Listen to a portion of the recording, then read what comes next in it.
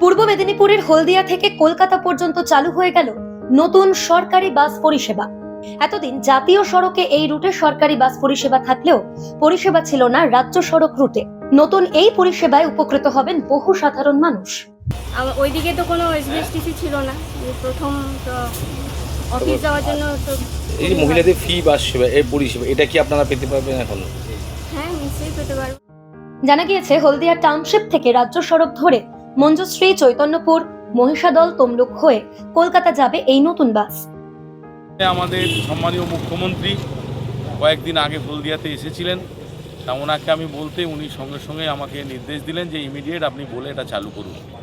তা আমি সেই মতন অবস্থায় আমি ওনাদের সঙ্গে কথা বলে আজকে আমরা সেই পরিষেবা হলদিয়া থেকে শুরু করলাম। দুর্গাচক, চৈতন্যপুর, মহিষাদল, তমলুক হয়ে এই বাসটি কলকাতায় যাব। সকাল 8:15 হলদিয়া থেকে ছেড়ে কলকাতা পৌঁছবে বেলা 11:30 নাগাদ। ফের দুপুর 1:45 কলকাতা থেকে বাসটি ছেড়ে হলদিয়া পৌঁছবে সন্ধে 6:30 নাগাদ। হলদিয়া থেকে কলকাতা পর্যন্ত বাসের ভাড়া 109 টাকা। এছাড়া মহিষাদল পর্যন্ত 31 টাকা, নন্দকুমার পর্যন্ত 35 টাকা, তমলুক পর্যন্ত 42 টাকা, কোলাঘাট পর্যন্ত 59 টাকা, উলুবেড়িয়া অবধি 77 টাকা এবং সাঁতরাগাছি পর্যন্ত বাসটির ভাড়া হবে 102 টাকা। শুক্রবার এই সরকারি বাসের উদ্বোধন করেন হলদিয়ার বিধায়ক প্রদীপ বিজলি। উপস্থিত ছিলেন পরিবহন দপ্তরের আধিকারিকরাও।